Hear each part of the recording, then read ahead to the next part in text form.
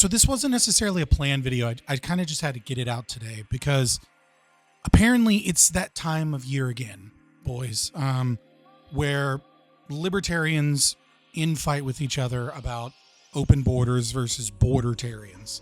And I am of the position that is very hated amongst the anarchists, which is that open borders is a stupid, philosophical, masturbatory, completely useless argument that either is just arguing for anarchism and has nothing to do with immigration policy, or is leftist subversion of what it is that we're trying to do and poisoning the well. And when I went on Twitter and I made a fairly benign comment because I saw like a couple things. It was like, why are the open borders libertarians doing that? Actually, I don't think it was benign. I think it was actually pretty rough. But yeah, I don't care. I threw down the gauntlet because I get so sick of this conversation because the closed borders kind of, the closed borders kind of libertarians, we're not involved in any of the discussions. It's like anytime the anarchists start speaking, like they immediately block, they immediately shut out, they immediately deride anyone that's a closed borders libertarian, which is weird to me because, the kind of the three big figureheads of libertarianism, right? You have Mises, you have Rothbard, you have Hoppe, right? Like obviously there's a ton of other contenders for, Stephen Kinsella and, Lou Rockwell and, there's just Donst Guest. I can't ever say his name correctly. Like there's some of my, there's some people that are like, objectivists that I think are, not very well known, but I think have done amazing work, and Walter Block and et cetera, et cetera. But obviously these kind of are the three big ones. And Hoppe is completely against open borders. And that's not a part of the conversation at all. Instead, you're just screamed at, you're called, and on Twitter, I'm just flooded by people being like, you're nothing but a statist shill. You're a fake libertarian. That's why you'll never have any clout. That's why nobody likes you, because how dare you support the state? And they don't have any arguments. They just re. The only people that do have arguments, that are like Liquid Zulu and people like that, are people that once you grill them, you realize that what they're talking about has nothing to do with open borders at all, as a policy position, as a political position. They're not supporting any of those types. They're not supporting Cato Institute as they argue for open borders, or they're not arguing for open borders. Like once you press them, you realize that that's not what they're talking about. So without further ado, I made like a quick slideshow so we could look at some of the arguments that Hoppe, and Rockwell make, kind of break them down, look at it step by step, and kind of explain why, if you are a libertarian, you need to be for a Hoppian solution to the immigration policy, and not continuously walking hand in hand with the Marxists and the leftists trying to subvert and, ruin everything that we're doing. I know it's hyperbolic, but I mean, let's get through it. So, starting off, I had to make a meme. It's a Trojan horse. It really is. And I think this, if you guys want to, utilize this or whatever, I'll throw it in Discord. I don't care. This really is all it is. I mean, this is the whole argument, if you really will, is that you have these libertine influencers that are pretending like open borders is this libertarian position, which it isn't. It's free immigration. It's subsidization of an invasion. It is subsidization of forced integration. It is absolutely anti-libertarian. So let's get into it. So first of all, before we can even talk about what the open borders position is, we need to talk about what the actual types of borders are. Because if you hear this conversation, what you'll hear there's open borders, which is like free, unfettered, and then there's closed borders, which is which is like what we have currently. And like, this just isn't true. This just comes this just isn't what those terms mean. At least not from a political policy perspective. From a philosophical perspective, you can make the argument that there's open borders and then there's closed borders.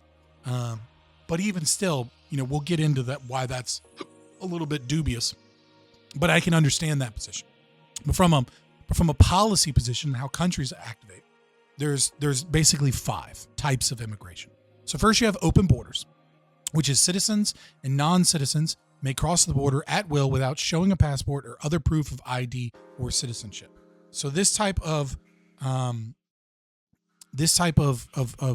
border policy has never been done in human history. No nation state has ever instituted this open borders as a policy as it's described technically. It is no nation would do this ever.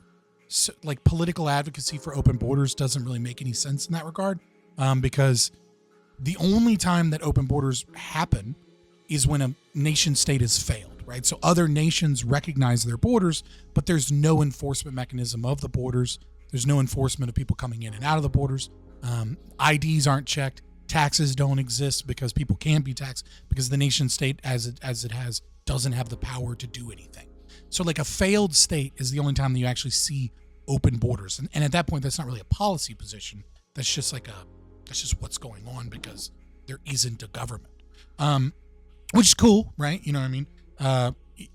If it turns into something libertarian, it usually doesn't. Usually just leads to death and warlords and strife and murder and disease and plague. And it's not usually a good thing when you have a failed state. From a consequentialist perspective, I mean, it is good that the state is gone, but the things that replace it are also not good, usually. So you do want to get rid of the state from an anarchist perspective, but you want to do so in a way that is responsible so that it's not replaced with something that is equally unjustifiable and from most moral normative frameworks worse in terms of what it is that you desire, what your goals are, what is your rational self-interest, etc. So then the next thing we have is conditionally open borders. So this is a type of open borders. This is something you will hear advocates of open borders, not necessarily libertarians, or at least real libertarians, but you will hear advocates calling this open borders all the time. So native citizens may cross the border at will with proof of ID in countries with a conditionally open border, but others may enter the country only under specific circumstances. So for example, many countries in Europe have conditionally open borders, in the sense that other EU nation states, people can come in with a passport. You can kind of move around. And you could say the same thing about like in the United States between states. These are like kind of conditionally open borders. And also technically the United States is a form of open border nation. That's not how you would describe open borders, right? Like these terms do get loosey-goosey, but like technically speaking, the borders are conditionally open in the sense that, the U.S. citizens in the U.S. can come and go and travel, and then other people can come in under specific circumstances, right? So refugee status, asylum, and then of course there's all other forms of legal immigration, right? So these are conditionally open borders. You just have conditions to being able to come in. So the next is a controlled border. Native citizens may cross the border at will with proof of ID, but others must obtain a visa to visit and may not overstay their allotted time. So in a way, many Western democracies are kind of a controlled border, though you don't see, but not really, because you don't necessarily need a visa to go to them, right? Like there's plenty of countries that you can go and you can visit. As long as you have a passport, you're good. So that would be closer to a conditionally open border, not necessarily a controlled border. But like, a country like, let's say, what is a good example? I want to say Qatar until very recently was like a controlled border where like you had to have some like prior documentation to go there. I think that was mostly to make sure you weren't a Jew, unfortunately. So then quota controlled border is the next one. So individuals who meet a certain criteria may be allowed to enter, but only in limited number. So in a way, oh my God, I hate this. So in a way, the US has a quota controlled border because we have a lottery system in terms of like you meet a certain requirement in order to come to this country. But only a certain amount of people win the lottery, right? And so in like South America, like that's a pretty those numbers are like really low, right? So like most people aren't coming in through a lottery system. They're usually coming in illegally, or they're coming in through like some sham kind of like refugee status, etc. Because like people that come through legally through the lottery system are few and far between. But that makes us technically a quota controlled border. But the thing is that we're also a conditionally open border. So these things do start to kind of like mix back and forth, but you'll see all of these terms if you read it in the academic literature. So then lastly, you have closed borders. These borders are closed entirely to both entry and exit in nearly every circumstance. So this would be North Korea, right? These would be, yeah, I mean, I don't need other examples, right? You get the point, right? You don't get to come or leave unless the government like gives you an exception, right? So this would be like Russia during the, the Cold War, and then of course, a multitude of other countries, right? So throughout time, as these things change, you'll see that there's kind of like a gradient. If you look up the statistics, right, on like who has the most versus who has the most open versus most closed border, right? And there's a multitude of different factors of like kind of what determines that based off like how many people are allowed in, how difficult it is to get in, how easy it is to visit, how easy it is to get a work visa, etc. But as it stands, there is no nation other than failed states that have open borders, and that has never existed. And closed borders, for the most part, aren't that common. They're really only common in like dictatorial countries, or countries that are, like at war and surrounded by enemies. Like I would say, like, I don't know what the situation specifically is in Ukraine, but it's probably pretty difficult to just get into Ukraine right now, unless you're willing to do something for them, which technically, again, would make it a controlled border and a closed border and a conditionally open border, depending on how you're describing the thing. So in libertarianism and in philosophy, we view an open border to just, to be its absolute, which is not the libertarian border position, but it is the most, limited government position. So long as the government, the state exists.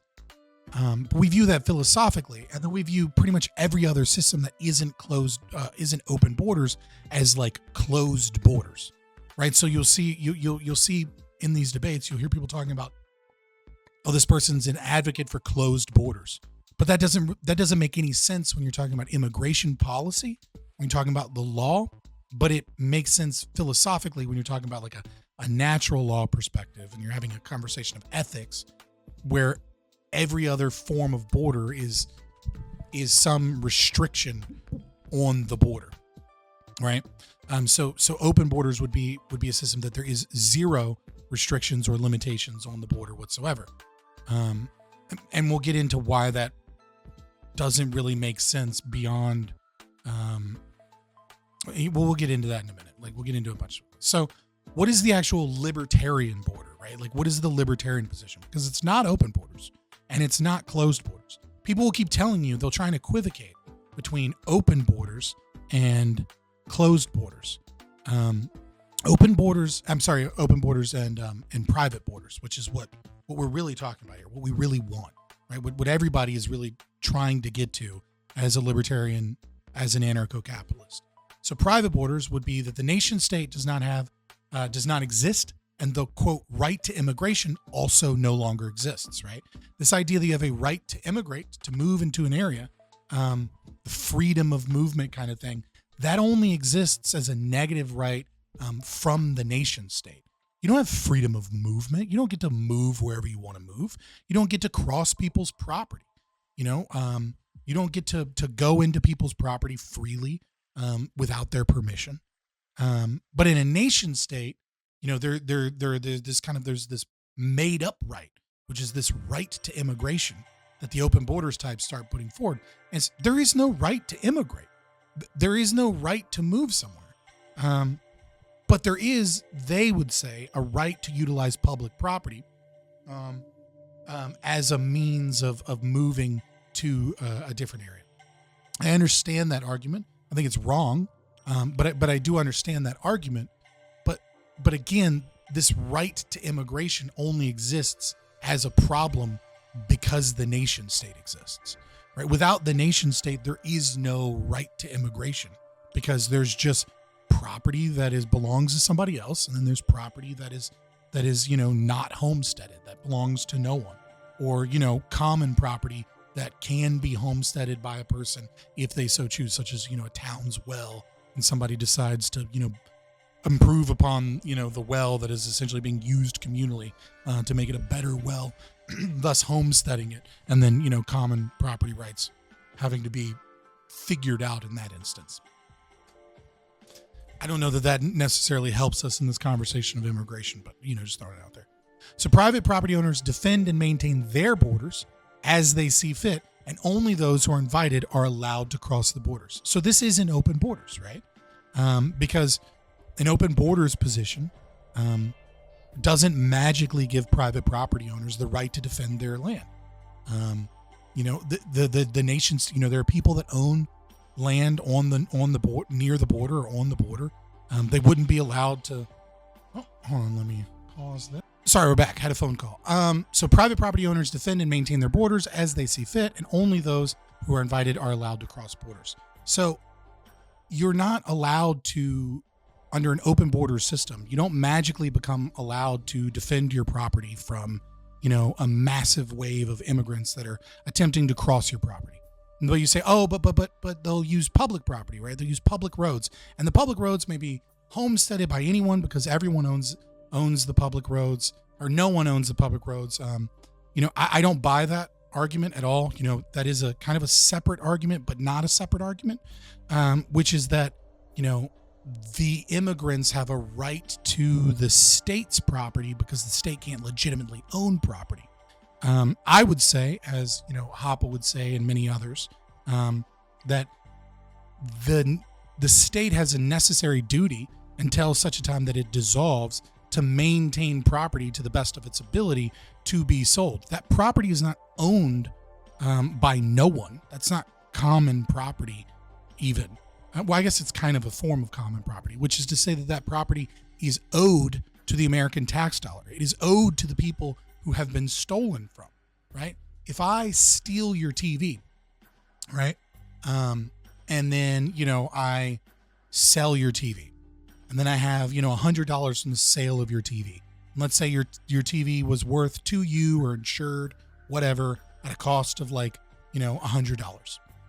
Right, for whatever reason, it happens to be a 1-to-1. I don't get to go, oh, well, I guess this $100 is anybody's $100. Anybody could take this $100. It belongs to everyone. No, it belongs to the people that have been stolen from. I'm owed restitution. You as the taxpayer, you as an individual that have paid into taxes into the state, are owed the national parks. You're owed the natural resources. Of course, there's some property, obviously, that acquired through eminent domain, or, similar functions where that property is literally owed to a specific person. Despite it being public property now, it was stolen from a specific person and is owed to that specific person. It wasn't just grabbed in a big, Louisiana Purchase or something, and then random natives who hadn't homesteaded really anything were just kind of running around utilizing the land as common property, was then taken by the state and maintained. That property isn't owed to a specific person, but there is property that is owed to specific people or descendants of specific people, right? In northern Georgia, for example, much of which that is considered private property is just straight up stolen property from the Cherokee, that were forced to walk the Trail of Tears, that had legitimate claims to the land, had homes on that land, had embroidered that land, went to the Supreme Court twice to defend the right to that land. Now, is it all of northern Georgia that they can claim for themselves? No, of course not. But certainly where those settlements were, where people were living actively, and they embroidered themselves in and communicated their property, effectively as property that they were using, is certainly owed to them. So I don't know exactly where that is on a map, how big that is, but there's certainly property out there that belongs to the Cherokee Nation in northern Georgia, that doesn't belong to the taxpayer, right? So the idea that, some El Salvadorian, MS-13 guy gets to utilize and trample on land and utilize all of these institutions that the taxpayers are funding, and then, set up camp in land that is owed to someone else and homestead that land and say, well, I don't buy that you get to do that. And what you hear from the hardcore open borders types is they go, oh, well, the land isn't divisible, and then they just throw in the idea of like the subjectivity of value, as if either of these are really an argument. It's like, well, land is divisible. You can clearly plot land and you can sell land, right? And while some portion of land might be worth more than others, and while some people, may value the land differently off of one portion than others, I understand that there's a difficulty to that. But that doesn't mean, but to deny the ability of the state to do that would be to deny the ability of restitution to ever be paid. Unless, of course, there's prior agreements on how that restitution ought to be paid, which it becomes a conundrum for the ability for libertarianism itself to be a conflict-reducing philosophy. If it can't reduce conflict because you can't decide upon value on anything ever in terms of restitution, and that you can't create a process by which people are able to resolve those conflicts when they occur. It just ceases to be a rational system of natural law at that point. But of course they won't argue that. Or at least I don't think they will. Maybe they will. It'll be interesting to see if somebody does argue that you must have prior agreement. It would be an interesting conversation, but a tangent for this. So the point is here is that open borders is not the libertarian position, because the libertarian position is that the state not exist. So if the state does exist, what is open borders in this portion? So open borders, as I'm kind of describing, is not libertarian and it's not anarchist. So as I said before, if press, what the anarchists call open borders exposes itself. All of the open borders libertarians support true open borders, and this position does not exist in reality except in failed states. So again, we have this problem where there are two different things being called open borders. On one hand, you have the libertarian philosophical position of open borders, which is that the nation state has no control over the borders whatsoever. They have no control over who enters and leaves the nation state in any capacity, and they can't track them in any capacity, and they can't privilege or underprivilege them in any capacity. And then you have open borders as supported by the Cato Institute, open borders as supported by leftists, open borders as supported by corporations that want to import as much cheap labor as they can, open borders as supported by all of these NGOs and powerful organizations and academics that are pushing something that isn't true open borders, that only exists when the nation state has failed. What they're supporting is, if we go back, conditionally open borders, right? And that conditionally open borders that they're supporting is that the limit is basically completely unfettered in terms of the amount of legal immigrants, the amount of visas that we bring in. That's what they're supporting. That is what open borders means as a political statement that you can put in a political bill. When you say open borders, the true open borders position that libertarians are calling for, and then they're going, you must support this position. It's like, sure, I'm an open borders libertarian in the sense that I want to dissolve and destroy the nation state. But it's not it's a virtue signal. It's a meaningless statement that says, I'm one of the good guys that believes in anarchism. Because you can't put open borders on a fucking Senate bill and expect that bill to do anything other than get made fun of. Instead, what you get is some compromise. And the devil is in the details in what that compromise means.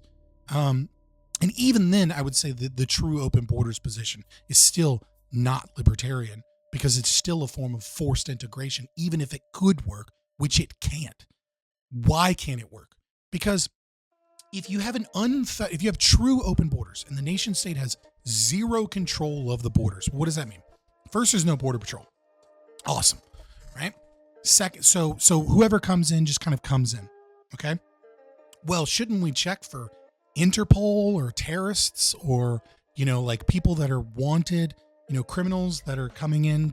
Nope, can't check for any of those because that would be a form of government control of borders. Oh, okay. Can we have driver's licenses? Well, no, because if you have driver's licenses, then you have identification. And then by identifying people, you may be able to have a driver's license, but you can't.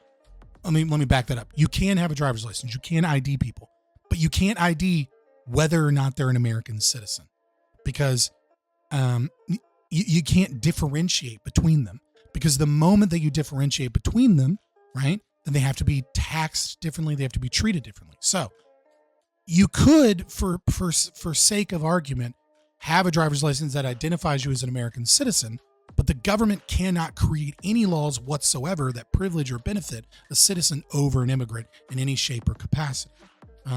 So it would be a meaningless distinction, right? It would be like, I'm a citizen. Cool. Who cares? Okay. But now can you vote? Well, everybody can vote, right? Whoever can vote, whoever can get here can vote.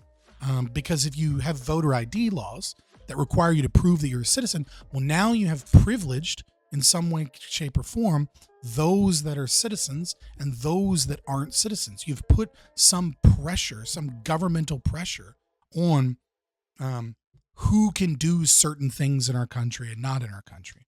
So that's not necessarily against borders in that regard. Like presumably you could allow citizens to vote and you could allow anybody to come here and you could track them, right?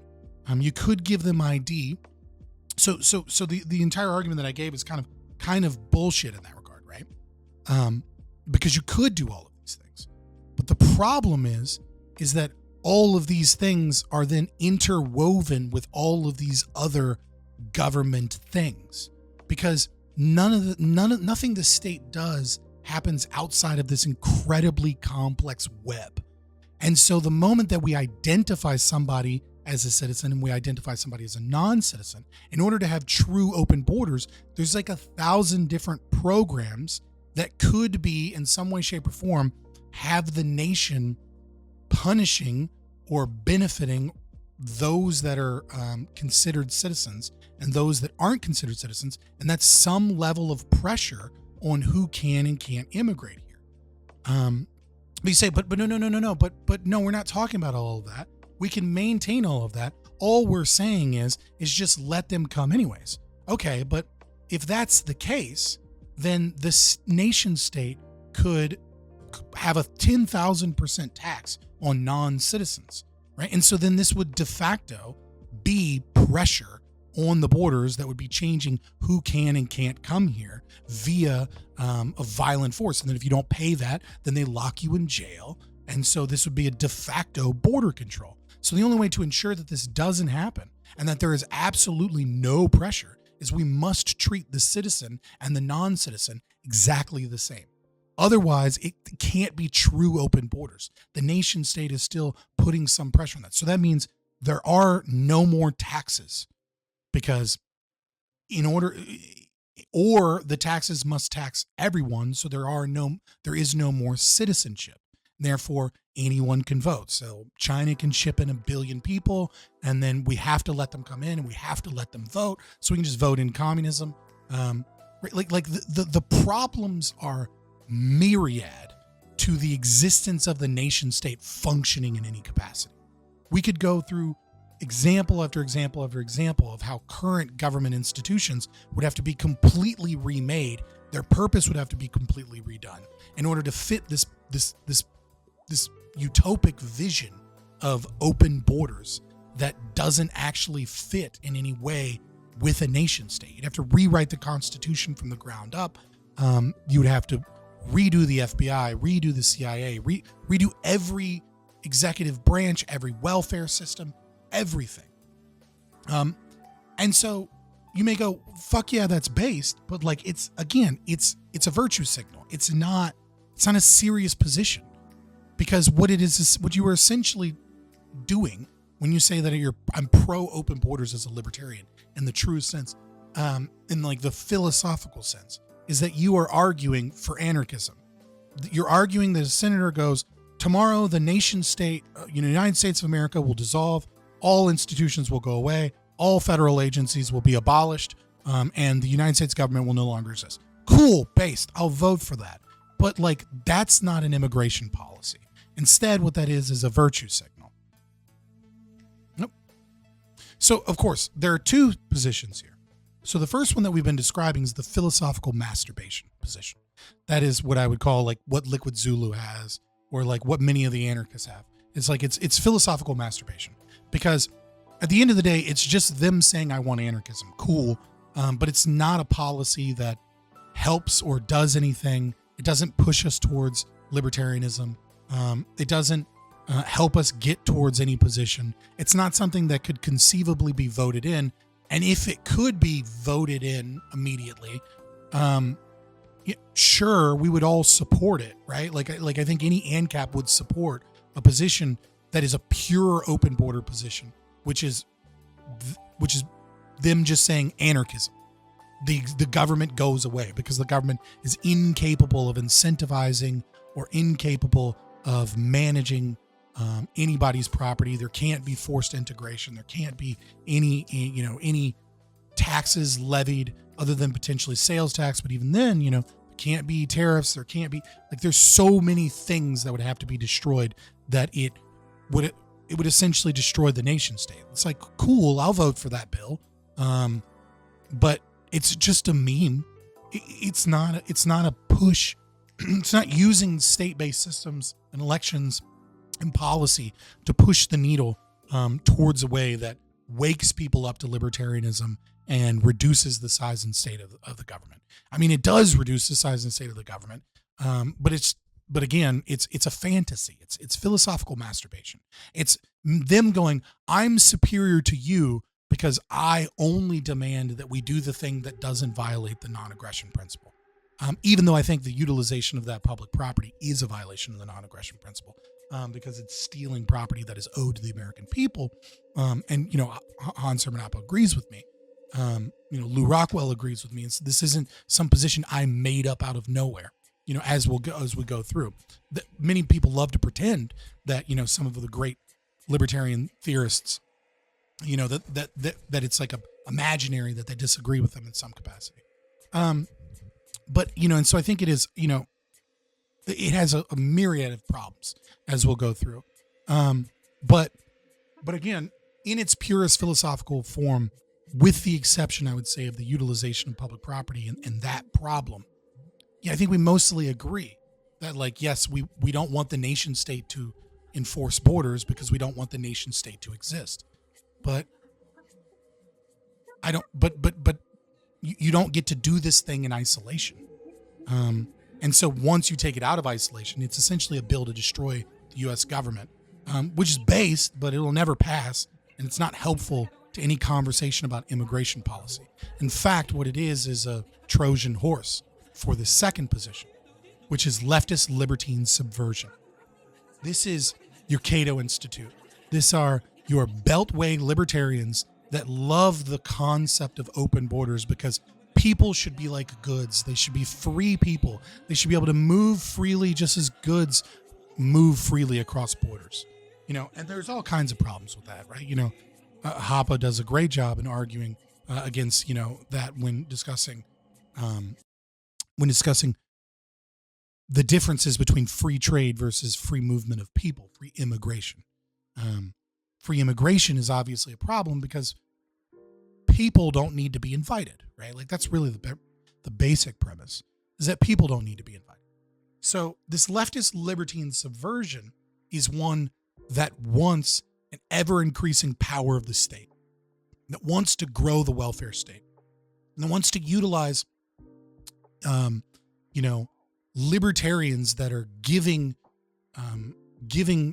run and cover to the Marxists that want to push socialism and push, the great equalizing force of these nations, of people, of all people, upon us by bleeding us dry, by ballooning these institutions while we bring in waves of immigration, import cheap labor, and we get and it's illegal. It becomes illegal under a nation state, like the actual political open borders position that we described, right? Which is this, unfettered immigration, but maintaining the status quo, maintaining visas, maintaining IDs, maintaining border control, and most of all, most importantly, beyond just the maintenance of public property and public institutions, is the maintenance of the laws that make it illegal for humans to be able to discriminate against other humans. This lack of the ability to discriminate means that we are subsidizing immigration. This is not a free market. It is an anti-free market. It is anti-libertarian. It is anti-free. It is anti-liberty of people and private property owners. When you aren't allowed to say, no, I'm not going to let an immigrant rent here. No, I'm not going to hire an immigrant, etc. This is also another key major difference between these arguments that people have. Well, there's no difference between Californians and Texans. It's like, yeah, but I'm allowed to discriminate against Californians. Like if I'm in Texas and you're a Californian, I don't have to rent to you. I can say, you're from California. I don't trust you, right? I don't have to hire you because you're from California. But if you're an immigrant, I have to hire you. I have to give you a rental agreement. I have to let you into my community and my neighborhood. Apart from all of the consequential things, there's a very substantive difference there between the ability to discriminate. Of course, there are other arguments too. The idea of like someone being born, right? Should we restrict birth because births require, an increase in, public funds being used? So the consequential analysis can really go either way on that, right? Which is to say, new births are also new taxpayers that fund these programs themselves, and then they utilize these programs. We don't know what they or other people coming in, etc. And it is a solid argument against the idea of closed borders as in a philosophical position. And I think, and this is again where we have to go back to the libertarian position, which is private borders. Open borders are not that, unless of course again it's this philosophical masturbation. Then all of a sudden, yes, we are talking about the same. We are talking about the same thing. But when you're talking about open borders, you're running cover for a maintenance of our current system, and then ballooning that current system, utilizing that current system as a weapon against American citizens, as a weapon against people for the benefit of large, wealthy elites and socialists. That's what you're running cover for when you have this pure open borders perspective, this pure idea that is essentially one-to-one with private borders, but it's okay because the state isn't doing any of the things that would infringe upon that.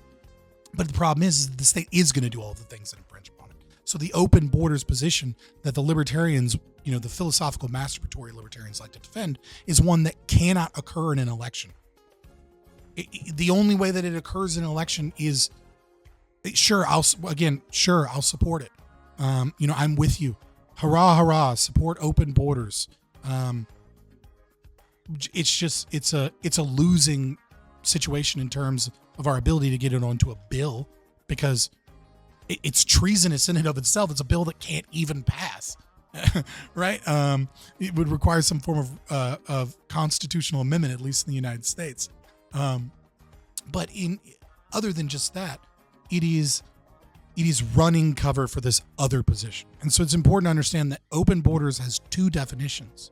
There is an academic definition, philosophical definition, and then a policy definition.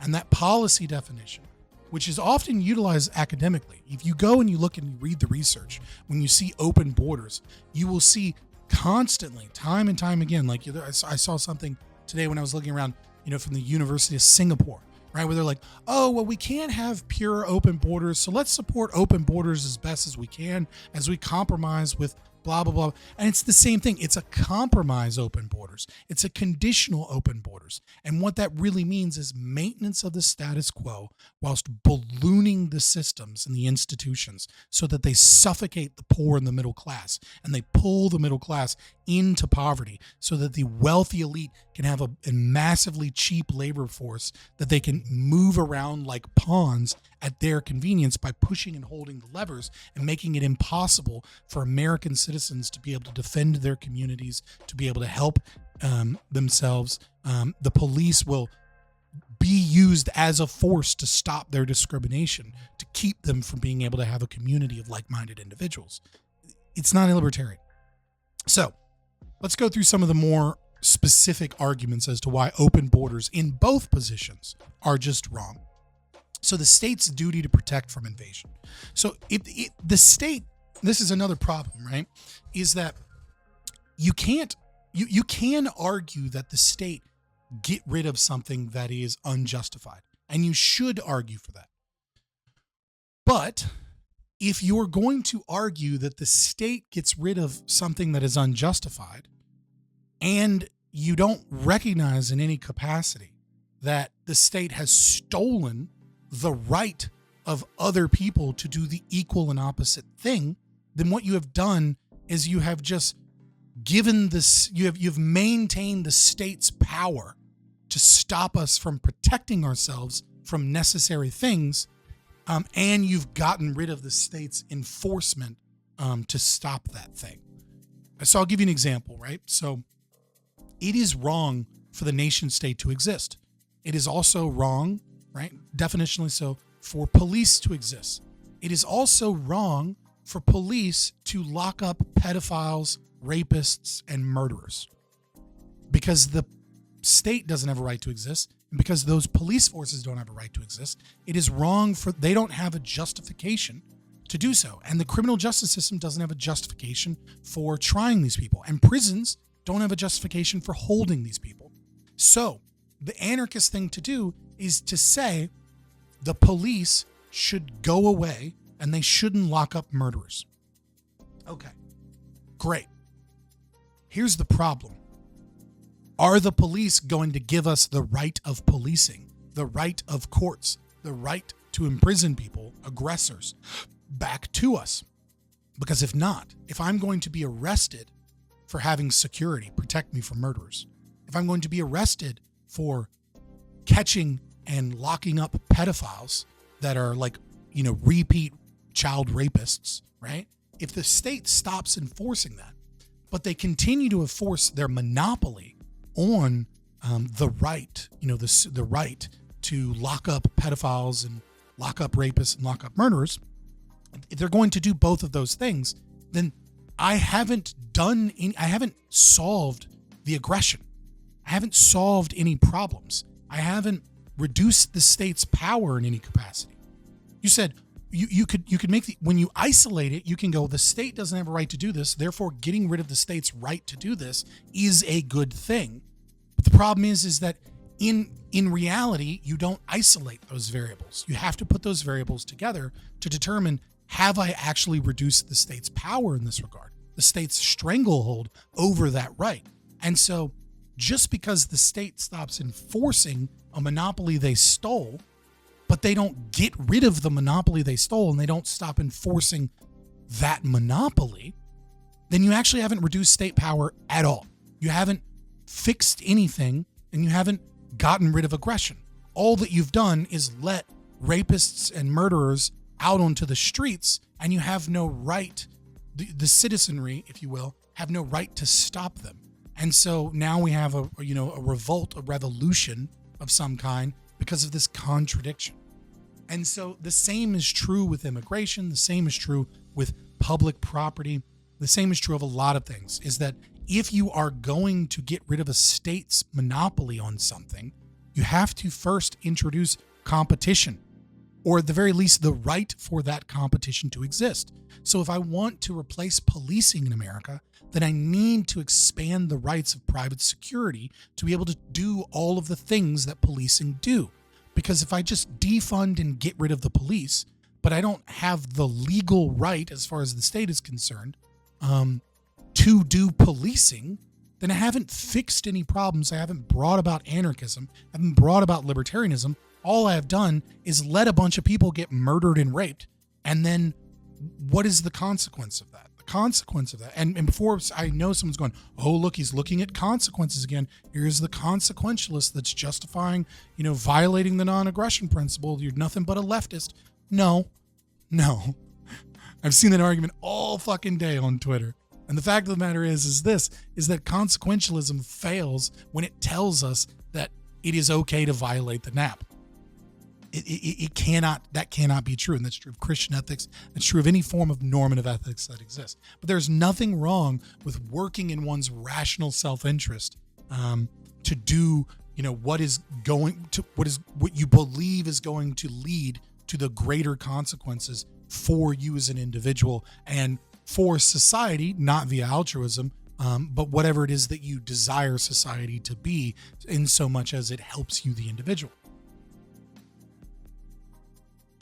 So again, you have to get rid of the monopoly that the state has stolen before you just get rid of portions of the enforcement mechanism whilst maintaining that monopoly. And so if I want to start policing in America, I need to say, hey, we're a small town. We should be able to hire policing, right? And you push that needle to try and push additional rights to get closer and closer. And so you do whatever it is that you can to bring about that thing, which could even require utilizing tax dollars to pay for private security forces that act as police in lieu of elected democratic police, because this moves that needle. And you go, well, you're justifying, violations of the non-aggression principle. I am under duress. I'm not a fucking post-lib. I'm not justifying violating the non-aggression principle. What I'm saying is yeah, if I have the opportunity to have a private police force that isn't paid for that way, then I'm going to take it. I'm going to do that. I'm going to do everything that I can. But if I'm under duress, a gun is to my head as the American taxpayer dollar. I'm under duress. I'm working with corrupt systems. I will do what I can defensively to try and subvert and move those systems towards libertarianism, towards liberty. And if you call that post-libertarianism, you're a fucking idiot, because I'm not justifying violating the non-aggression principle. It is this purity testing that doesn't actually base itself in any philosophical understanding, other than things that don't, or it does, but it utilizes it in such a way that it's not equivalent to the world. Because, oh, I support open borders. Cool, me too. Liquid Zulu, I'm not to pick on him, but he's just the one that I know makes good fucking philosophical arguments. It's not that I'm picking on him. It's more so that I respect that he makes good philosophical arguments. I agree with the things that he wants. Right. But the instantiation of it is impossible. And when you say open borders, you're just giving fucking water to libertine commie fucking infiltrators. So here we go. So this is from Hoppe. Oh damn, I didn't write down. I think I might have missed some of the books. I have to states. I will look at. I'll find it later. If you hit me in Discord, I will. I'll find all of these citations. If some of them aren't cited. So the state's duty to protect from invasion. This is probably one of the weaker ones, but again, this is that idea that until we have an alternative that we're legally allowed to do, until I'm able to enforce private borders, which the state does not allow me to do. It is illegal for me to kill or to harm or to stop immigrants from crossing my territory, because the free movement of those people must be allowed. If I'm, let's say, on the southern border, I don't get to stop the invasion. I don't get to stop the invasion in my neighborhood. But if I'm a landlord, I'm not legally allowed to say, you don't get to move here. If I'm an employer, I'm not legally allowed to say, I don't get to hire you, et cetera, et cetera. This open borders is really just free immigration. And that free immigration as a policy is a means of forced integration. So from Hoppe, however, with respect to the movement of people, the same government will have to do more in order to fulfill its protective function than merely permits events to take their own course, because people, unlike products, possess a will and can migrate. I can almost certainly say that this is from free trade and restricted immigration. Accordingly, I don't know if it's 98 or 2014 though. I'll have to look for the quote. Accordingly, population movements, unlike product shipments, are not per se mutually beneficial events because they are not always, necessarily invariably, the result of an agreement between a specific receiver and sender. Okay?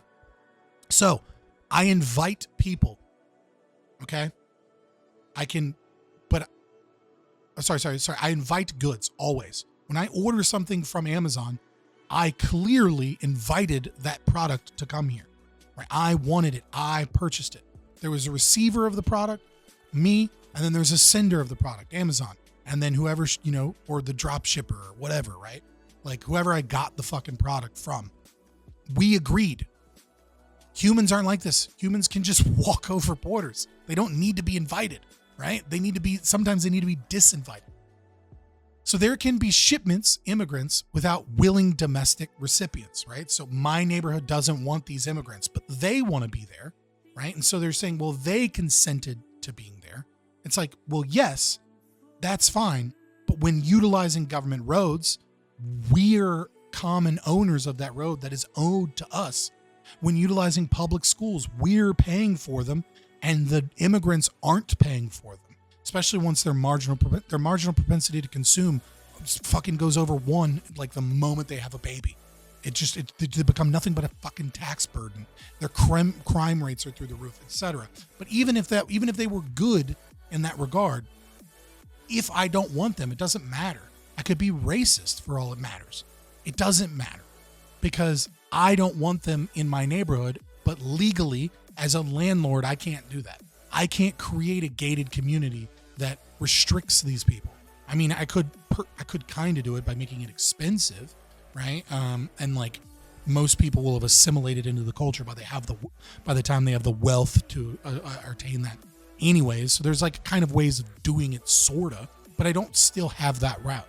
And there might be ways of illegally discriminating or finding loopholes, right? But now we're fighting against the United States government to try and find a way to have our right to exclude our neighborhoods from being invaded.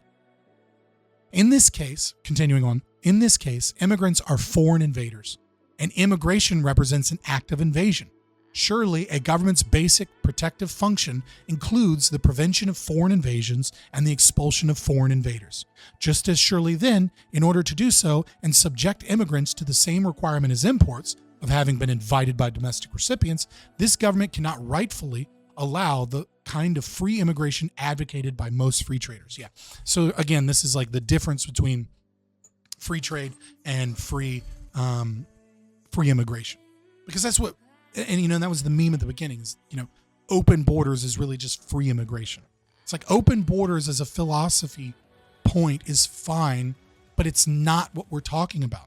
And that's not what you don't realize it when I think people really don't realize this, is that they're running cover for people with far more power than them. And they are giving legitimacy to arguments from like this philosophical domain that is basically just, I'm arguing for anarchism. I'm arguing the state shouldn't exist, is really what it boils down to. And then they're interjecting that into a conversation about immigration policy. And they're attaching themselves to a much larger movement, which is just free immigration, which is just unfettered immigration brought in by corporations to import cheap labor at the loss of the citizenry, because the citizenry don't have the market mechanisms that they would be able to have under anarchism. It's horrible. But again, the nation state, the reason I highlighted this quote is less about, Hoppe's overall argument there and more to just highlight the fact that Hoppe and many others, of course, are going to agree that the state holds certain things in duty, in obligation. When the state grabs a monopoly, it is important for that state to utilize that monopoly as best they can to a private property owner, right? And we need to advocate to the best of our ability for them to give up that monopoly. And we need to find ways to try and subvert the state or utilize elections utilize, private entities, organizations, utilize lawfare, whatever it is that we can to try and fight the state so that we can gain portions of that monopoly back. But if we don't have that monopoly, and then you then argue that the state should abdicate its responsibility for the monopoly that it's stolen, well, then what you've created is state subsidies for the very thing that is the very duty to protect. So like if you advocate that police no longer stop murders, but we don't have the right to police, we don't have the right to private security, and we live in a state for whatever reason where you don't have a right to self-defense, and the police will come and arrest you for all of these things, right? Then you have advocated that the state abdicate its responsibility on something whilst maintaining its monopoly.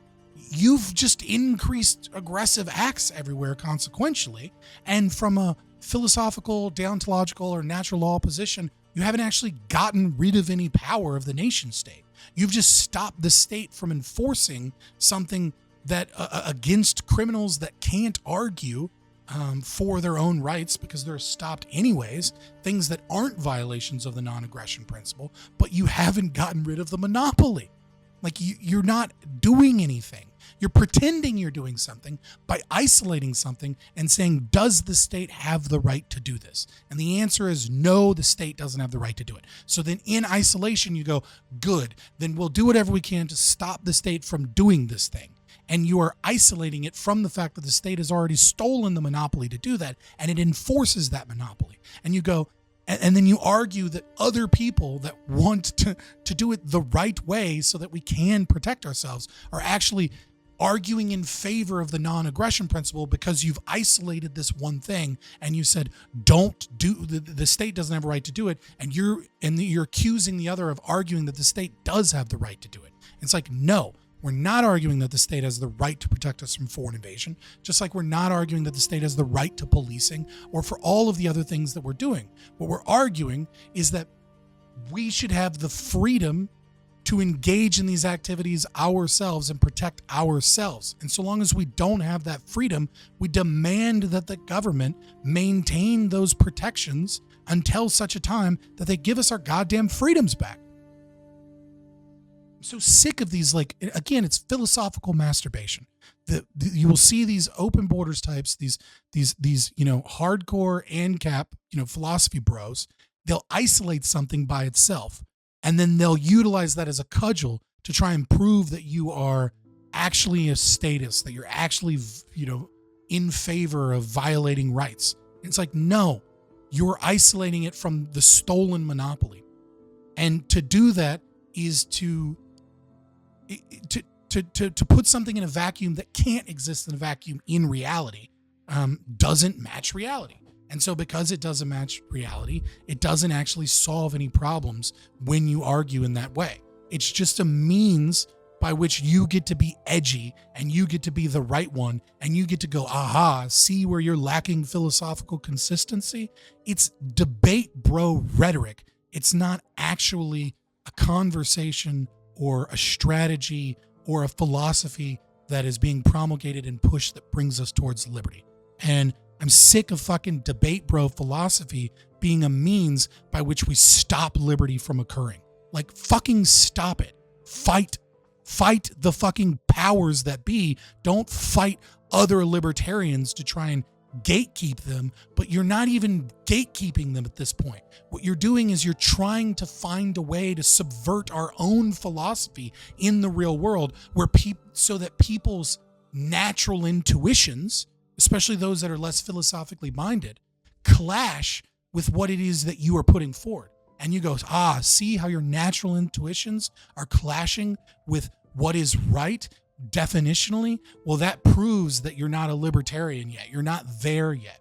It is a means by which you can gain a win and you can gain ego and you can, again, engage in philosophical masturbation without actually putting forward strategies or implementations that get us towards liberty. You're not actually having a conversation about liberty at this point anymore. You're having a conversation about, you're having thought experiments that are devoid from the reality that we live in. And you're doing so intentionally as a means of making an argument that doesn't actually even hold up. It's a bad argument. It's just one that gets stupid people that are neophytes in philosophy. So fucking stop it. Moving on. Open borders are anti-free market. So this is Hoppe and Lew Rockwell, but this is Lew Rockwell on his open borders are an assault on private property, responding to Hoppe. Okay. So Hoppe states, and this is all from Lew Rockwell's article. Hoppe states, equipped with a work permit, the immigrant is allowed to make free use of every public facility, roads, parks, hospitals, schools, and no landlord, businessman, or private associate is permitted to discriminate against him as regards housing, employment, accommodation, and association. That is, the immigrant comes invited with a substantial fringe benefits package paid for not only partially by the immigrant employer, who allegedly has extended the invitation, but by other domestic proprietors as taxpayers who had no say in the invitation whatsoever. And so here comes the real crux of the free immigration, is that the open borders types will argue, the philosophy bros will argue, well, no. All of those things are bad, but they don't matter because the nation state won't, the nation state doesn't have a right to restrict these things. And they'll, if they're honest, if they're genuine, then they'll attempt to tackle Hoppe's assertion on the fact that they're utilizing public facilities. And they'll say that, well, they get to homestead these facilities because they're not owned by anyone. Again, that is a nonsense position. They'll yell it over and over again that it is, because, and they'll utilize again the subjectivity, the subjective value, and they'll say, well, you can't have multiple owners of a property, therefore it's owned by no one. And it's like, because the land can't be divisible, which is so absurd to anyone that's ever bought land, because land's measured in hectares or in square footage. The idea that you can't separate land. And they go, but one piece of land is worth another piece, and then market price. So they throw in all of these ideas that basically say that, well, it's impossible for us to be able to do it because subjectivity, because there's so many people, because of the difficulty. They make a pragmatist argument and pretend that it's a principled position when it's not. It's a pragmatist argument that says that it would be difficult to split all of this property. Therefore, we give up on the fact that the property is very clearly stolen property that has been funded, this property that has been either directly stolen from people or is being maintained and funded by other people. And they owe debts. And they go, well, the state can't own property because it's an illegitimate organization. It's like, well, the thief can't own property. The thief is illegitimate in his ability to argue for rights. But that doesn't mean that the thief that owes a family restitution for a crime of stealing things from him, that everything that he once owned or everything that he once had possession of, right, or exclusive control of, is now free and fair game for everyone to homestead. It's like, no, restitution is owed to the victims. Just as the taxpayer, restitution is owed to us, regardless of the state's legitimacy in their ability to own property. They can't, because it's an entity, it's not a person, right? That is property that has been maintained with stolen tax dollars. And there is restitution from all of the politicians and all of the people that are currently stealing, that are currently utilizing power, that need be paid before you can go into land and pretend that this is free and fair game land. It's not. I sympathize, again, with the philosophical masturbation. It doesn't necessarily apply here, right? But it is, getting deep into the weeds of the philosophy. I sympathize with the position that there is no person that exists, that is the state, right? And so the property isn't actually owned by any one person. Instead, there is an entity of a collective of groups of people that are utilizing force to pretend that they have a right over this land. Nevertheless, though those people that are a part of that collective owe restitution. And so the idea that restitution from the states, from the people that have involved in the state, the idea that their crimes must only come from their own personal finances, I find to be a weird kind of reversal of corporations. This idea that like, well, the corporation is an entity in and of itself. And so, the corporation goes bankrupt and the owner of the corporation gets to walk away without paying any of his debts. It's like, no, the same is true, but in the reverse of politicians, which is that the state has all of this property.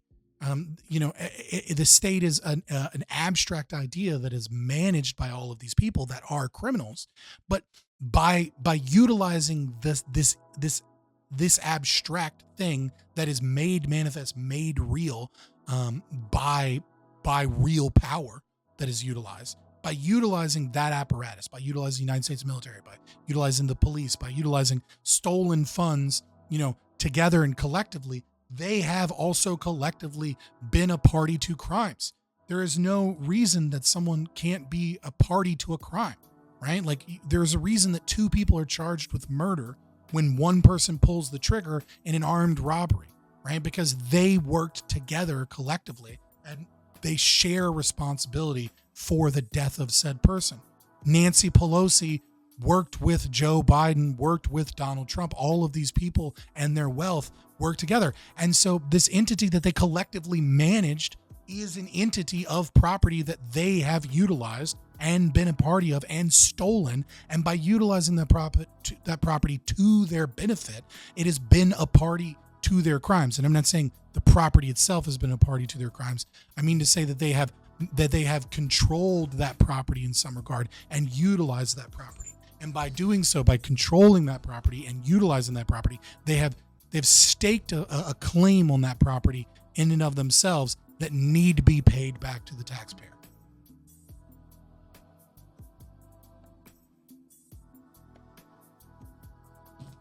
Nevertheless, moving away from just the utilization of public roads, parks, hospitals, etc., there comes the second half of this. What makes it forced integration? What makes it against the free market? And what it is the inability to discriminate. Because, yeah, sure, the true open borders position may destroy the nation state and do all of these things.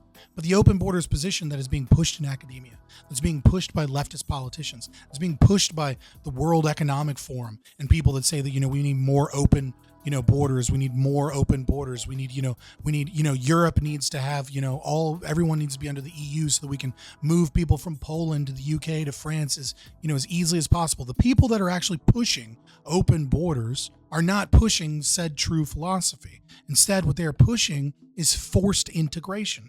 They are pushing an idea that large, wealthy individuals within the nation state can control immigration, can subsidize immigration, can pull the levers, and can force people in the middle class into poverty. And they can force us all into poverty with horrendous decisions and by moving and utilizing people because we're fucking pawns on a chessboard. And not recognizing that that's what you're fucking supporting when you say open borders is insane. You're just like, no. I'm not talking about the thing everybody means, everybody with power. I'm not talking about, the World Economic Forum or the EU or what they're saying in academia. I'm not talking about what it is that the Marxists are supporting either. No, I'm talking about my super niche political group. We're just going to use the same word, but we'll browbeat you over and over again if you do anything to fight the elites and fight for liberty and freedom. Dude, get out of our way.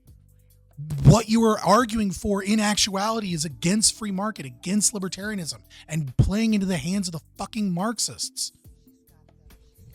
So Rockwell responds, these migrations, in short, are not market outcomes. They would not occur on a free market. What we are all witnessing are examples of subsidized movement. Libertarians defending these mass migrations as if they were market phenomena are only helping to discredit and undermine the true free market. Moreover, as Hans points out, the free immigration position is not analogous to free trade, as some libertarians have erroneously claimed. In the case of goods being traded from one place to another, there's always and necessarily a willing recipient. The same is not true for free immigration. Right? So again, the open borders position is rearing its head here as forced integration. That's the only open borders bill you're going to see passed by any governmental organization, is just more destructive power.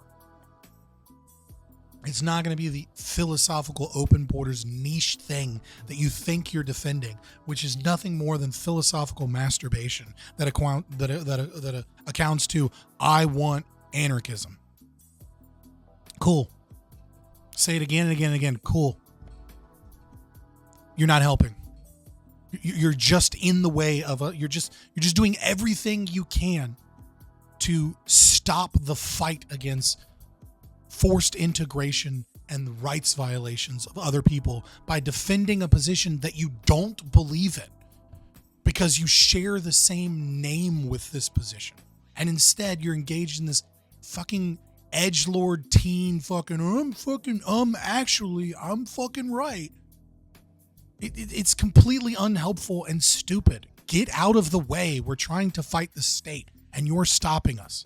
And you're doing everything you can to call us a statist for doing so. All right. So from Democracy, the God That Failed, Chapter 7, on free immigration and forced integration. Open borders are forced integration. To libertarians of the Austrian school, it should be clear that what constitutes wealth and well-being is subjective. Material wealth is not the only thing that has value. Thus, even if real income rises due to immigration, it does not follow that immigration must be considered good. For one might prefer lower living standards and a greater distance to other people over higher living standards and a smaller distance to others. Instead, a second related shortcoming will be the focus here. With regard to a given territory into which people immigrate, it is left unanalyzed who, if anyone, controls the territory. In fact, in order to render the above argument applicable, it is implicitly assumed that the territory in question is unknown and that the immigrants enter virgin territory, open frontier. So this is more of an argument towards those that I don't necessarily think will be watching this video, especially not, like an hour plus in. This is an argument towards like the purely consequentialist, like Friedmanite libertarians. Oh, well, look at all, the Cato Institute types. So, again, this is that is that open immigration, that open borders position that you see from like the Koch brothers, right? Like the libertarians. And I mean, it's a great argument against them. Again, I don't necessarily think that it would have been good if I didn't get so ranty and already explain all of these points over and over and over again, right? So I'm kind of beating a dead horse, right? But again, I think most libertarians will recognize and understand that subjective value and that psychic profit that, I may want to live in a community of, all short people and I want to be, and I hate all tall people. Obviously wouldn't work for me being 6'5", but nevertheless, right? So like I want to live in an all short people community. Well, that's almost certainly going to cause economic activity to be less effective in my community, right? Like if we refuse to bring in tall people, like, I don't know, manual labor is probably going to be harder. We're going to have reduced shelf space. So like a grocery store is going to have to be bigger. Like things are going to take up more land, right? There's going to be a downside, economically speaking, to forcing out tall people. And there may be some upswing benefits that we're unaware of, but just because comparing that, empirically to another one, first of all,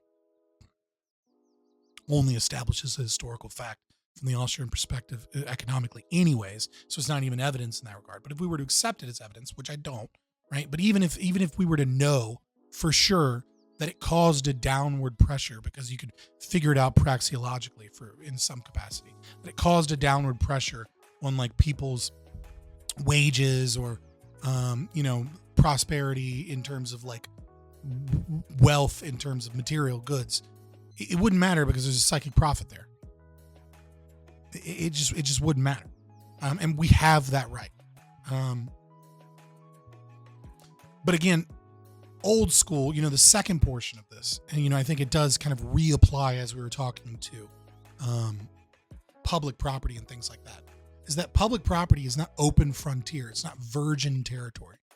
I mean, you may be able to make that argument about some of the national parks, that is virgin territory, that's open frontier, ready to be homesteaded. Again, I would argue that is owed to the taxpayer, that the state as a collective criminal organization with many players that have utilized property for their own gains must give up that property that they've utilized because it is stolen property that they've utilized. They've exerted exclusive control over it illegitimately. They must give up that property to the people that they have stolen from.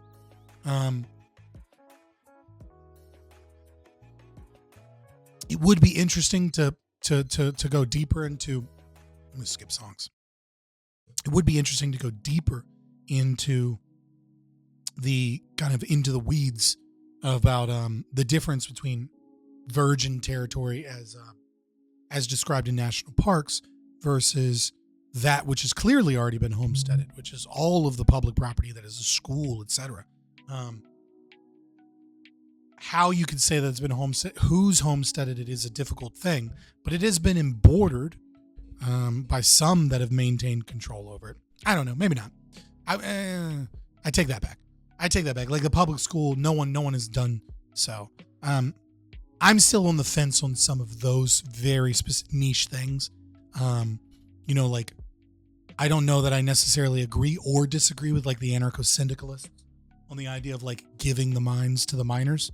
Obviously not private property, but I mean like of public property. Where does that public property go to? How do you strategically best utilize that property?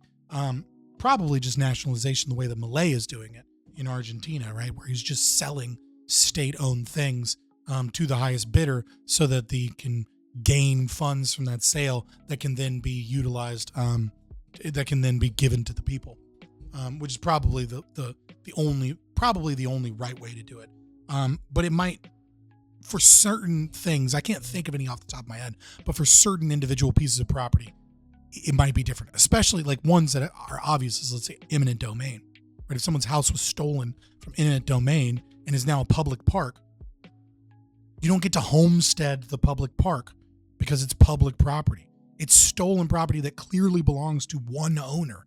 And there's no way about it. And the same is true of roads that are built over people's property that was taken from them via eminent domain. Just because they were given money for it, just because the nation state said, here, we determine the market value is this, so we give this to you, fuck off, here's our farm, doesn't mean that is somehow magically free grab for anybody because they got, compensated based off of a market value because they didn't have legitimate representation in that compensation. And so the subjective value was never properly done in that regard.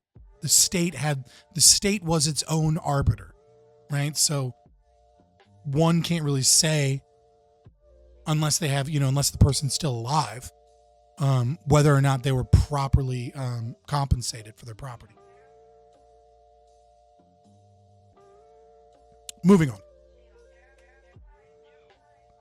Open borders are collapsitarian. I don't think this needs really that much explanation. Apparently it does, but I've kind of said quite a lot in this kind of open rant, this I'm pissed rant. I don't know how to title this video or what it's going to be, but whatever. Obviously it's collapsitarian.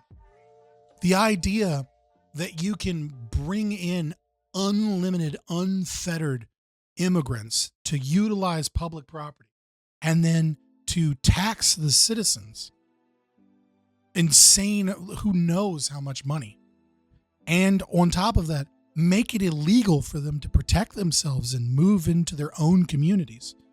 It's best case scenario, a state within the nation state is able to enforce its borders and can be a safe haven for American citizens to escape to so that they can have a base of operations to start the Civil War.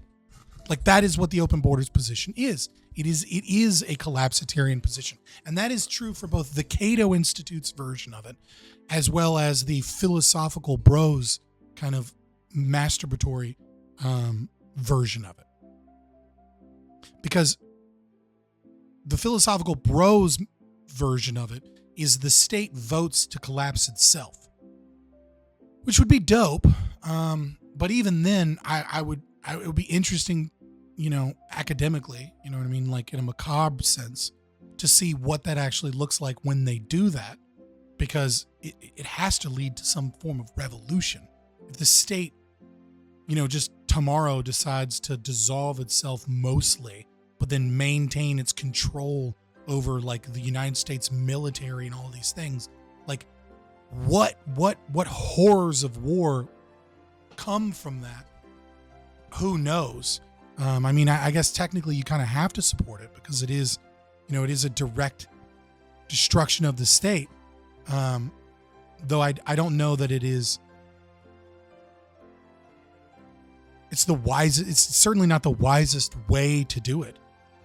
It almost certainly is going to lead towards worse things. Worse in being a subjective kind of term, right? Not necessarily, it can't be worse than what is a violation of the non-aggression principle, but it almost certainly is going to lead towards violations of the non-aggression principle.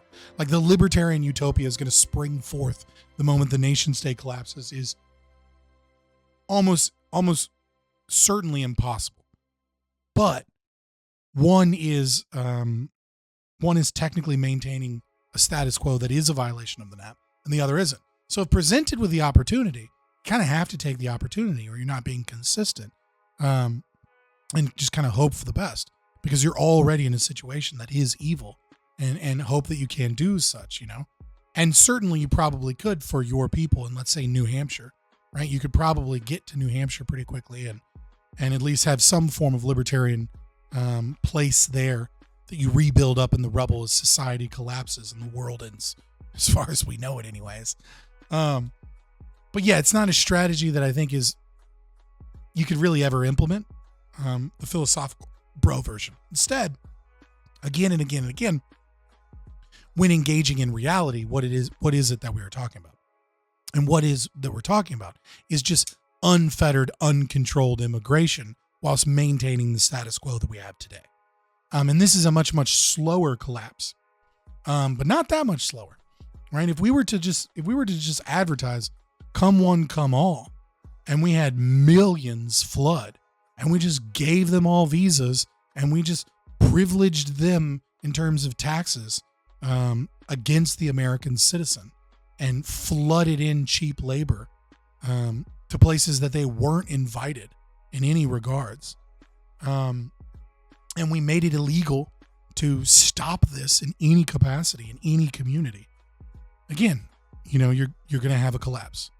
The position of open borders in any position, be it the philosophical bro one or the more insidious one, which is the majority of what open borders is collapsitarian and is certainly not the best strategy for bringing about libertarianism. Though the former is one you should support if given the opportunity, but again is a thought experiment. It's not a real thing. It's not something that you put on a ballot to vote for. Again, you'd need, to be able to do that in the United States of America, open borders is the libertarian bros are standing for. The first thing you would need is a constitutional amendment, right? So you need to get a convention of states, right? And so you need 2/3. Is it 2/3? Yeah, I think it's 2/3 of the Senate and the House to agree towards full, pure, open borders and towards the dissolution of the nation state. Then, after 2/3 of all politicians agree to fire themselves and get rid of and bring about anarchism, you then need 75% of the states to agree to a constitutional convention. And then, as the representatives there debate, you need them to debate and accept that. That is the only way to institute it. You can't do it through a bill, because the bill would obviously be an immediate violation of the Constitution, because it defangs the executive branch's ability to do basically anything. So, if that's your political position, it's fine, but that's not your political position. That's bullshit. What you're saying is that's the best position, so I'm going to have compromises towards attaining something close to that position. And what is close to that position is far, far worse than what we currently have and is not strategically sound in any capacity. It's just a terrible idea.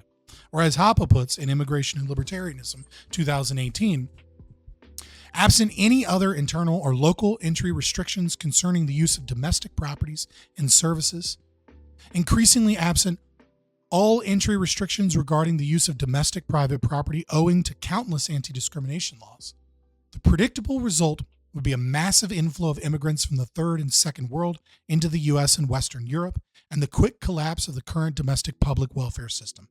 Taxes would have to be sharply increased, further shrinking the productive economy, and public property and services would dramatically deteriorate. A financial crisis of unparalleled magnitude would result. Yet why would this be a desirable goal for anyone calling himself a libertarian?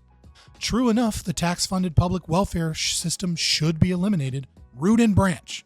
But the inevitable crisis that a free immigration policy would bring about does not produce this result. To the contrary, crises, as everyone vaguely familiar with history would know, are typically used and often purposely fabricated by states in order to further increase their own power. And surely the crisis produced by free immigration policy would be an extraordinary one. Yeah, I think Hoppe is probably accurately predicting what would occur, which is you would just get fascism, right? I mean, like if you get your open borders bill compromise that is just free immigration, unlimited, unfettered, but maintaining most of our systems, or even getting rid of some of them and reforming them, you're really just making an argument to maintain the status quo in terms of government power, to then destroy all of our systems and then get fascism, right? Or something else, right? You will own nothing and you will be happy, right? Some world economic form control, eat the bugs. I mean, that's what you're like. If you have any sense of political strategy whatsoever, by pushing and trying to force open borders, you're just trying to bring about fascism without actually fucking solving anything. It's like when you are under duress from the nation state, just going, this thing shouldn't exist, therefore we ban this thing in isolation, doesn't fucking solve any problems. It's just you getting to pat yourself on the back and go, I'm one of the good guys. I did the right thing. And then the thing collapses and causes all more fucking problems. And then the government comes in and gobbles up more power after the damage has been done. And then everyone goes, look how dumb this position was. Look how dumb these people are that advocated for it. All you would do is give the state more power, collapse systems, make sure that the middle class are fucking impoverished, and then push us further away from libertarianism. Also, you can say that you were right. It's stupid. Pragmatically, it makes no sense. But you go, oh, a pragmatist, you're nothing but a consequentialist. You have to stop isolating the thing. No, you're the one that isolates things so that you don't have to deal with reality. And the reality is that the cathedral is a giant web. And that giant web is interconnected and interwoven. And then when you try and isolate one thing and just pull it out, it's like a fucking Jenga thing. Sometimes you pull out a piece and the whole thing comes tumbling down. That's how the nation state works. And so it is in my opinion, our duty, right? I don't want to put a moral imposition upon libertarians. I would say it is our duty. Obviously this is altruistic as well. So again, I feel it is, oh my God, it's the way I have to bounce around colloquial language because I know libertarians are watching. All right. I think what we should do, what we ought to do, provided I am correct in my thinking of the consequences of what will occur towards our own collective rational self-interest, in not that it is collective, but that it is in my self-interest and yours, et cetera, is that we should engage as much as possible in a policy of creating private institutions to compete with the state's monopoly. That is the only way that we can pull out the rug and we don't get the whole thing collapsing on us, is that there needs to be private capacity to take over what it is that the state as an institution has stolen. Obviously, the state itself can't steal, but it's the individuals that are comprised of that group in the state, right? So again, you need private policing, or at least the capacity for private policing, before you can get rid of policing. Because getting rid of policing without having an alternative, and with the state still imposing that you're not allowed to have that alternative, didn't do anything. And not even from a consequentialist perspective, right? It only makes sense as isolated, right? You are intentionally leaving out variables to the equation. And the variable to the equation is the state has stolen this monopoly. Okay, well, I want the state to stop doing doing things that it's not justified in doing. Okay, but the state's going to maintain its monopoly. And therefore, in lieu of stopping, in lieu of no longer arresting criminals, we're going to arrest people that aren't criminals for defending themselves. Because that is what must occur by virtue of the state still maintaining its monopoly. So you haven't solved the actual problem. You haven't actually offered any solution. You've just isolated the thing and said the state doesn't have a right to do this thing. And so we're going to stop the state from doing said thing. And then what has occurred is massive aggression everywhere. So because the aggression doesn't go away even 1%. Because the original aggression, that is a downstream effect of the aggression. The state enforcing its monopoly is a downstream effect of the state stealing the monopoly. So the police going out and putting people in prison is a downstream effect of the state saying they're the only ones that have the right to policing, and then enforcing that, and then arresting anybody that attempts to engage in, policing and their own court system and their own justice. So you haven't actually stopped the thing. You haven't stopped the aggression. You've just grabbed a downstream effect of one aggression and then isolated these forms of aggression that stem from that aggression, said, oh, you don't support getting rid of this? Well, then you're a statist. And then you get rid of that. And then the same aggression just moves into new domains because you actually haven't gotten rid of the initial aggression.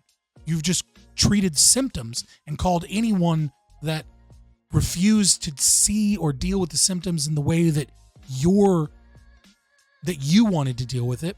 We're all statists. So no, you have to deal with the actual monopoly, the actual problem. And so this system, I got kind of a bit of a tangent away from it, but even still, the idea that open borders are collapsitarian is absolutely true. It's completely true. Hoppa's completely correct here. But I'm sorry, we're just bordertarians. We're fake libertarians. Hoppa is not a fucking anarchist. Idiots. You're not solving any problems. You're just going to cause fascism. Or like I said, some new form of fascism, some what is it called? Technocracy or whatever. I don't know, there's a technocracy that's like run by dictators or something. I can't think of the term for it. Like Demolition Man. Or, what the fucking World Economic Forum wants when they say, you'll own nothing and be happy, right? That's all you're going to cause. Because you didn't actually get rid of the problem. The problem is we don't have private borders. Problem is that we have a nation state.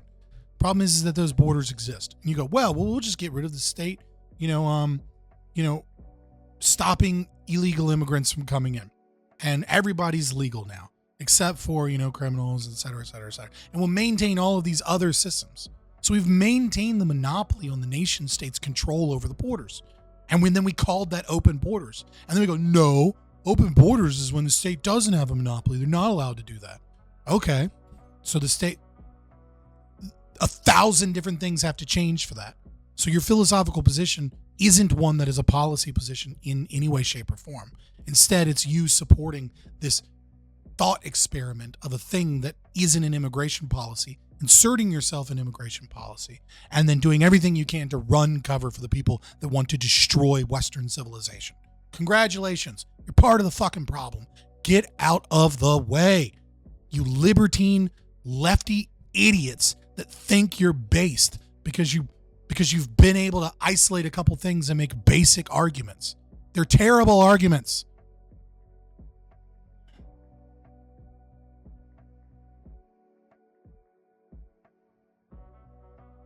Even if, and again, I have to say, I agree that Hop is almost completely correct here.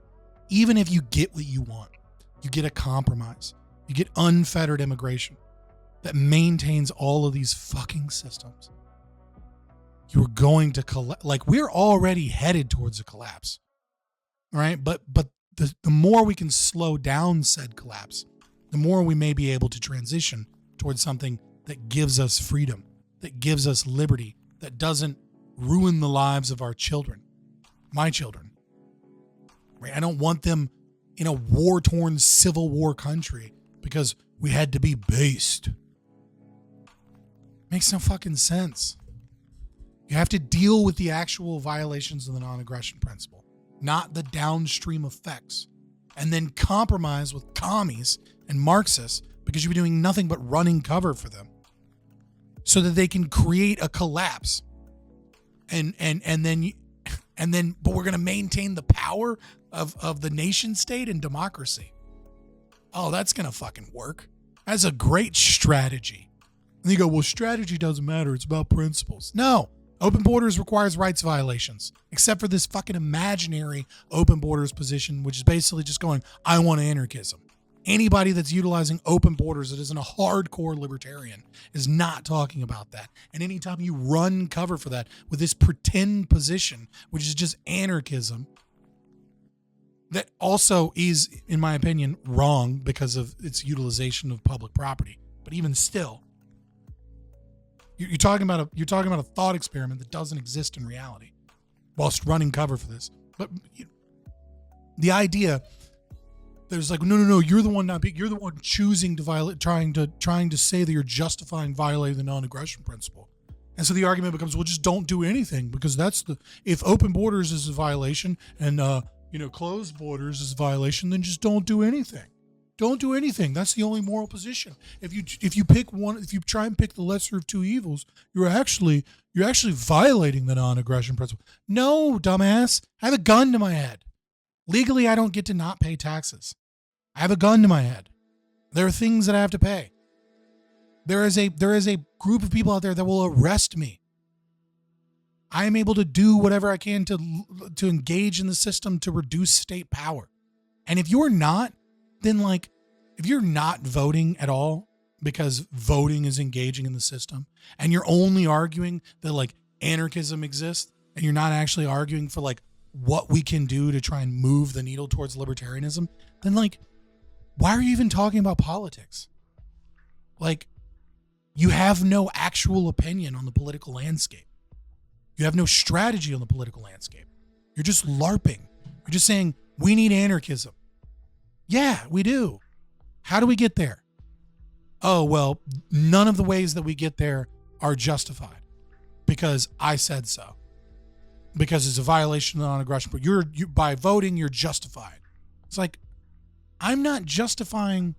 If someone breaks into my house and puts a gun to my head, right, and gives me a countdown and says, I'm going to kill your daughter, I'm going to kill your wife, pick one.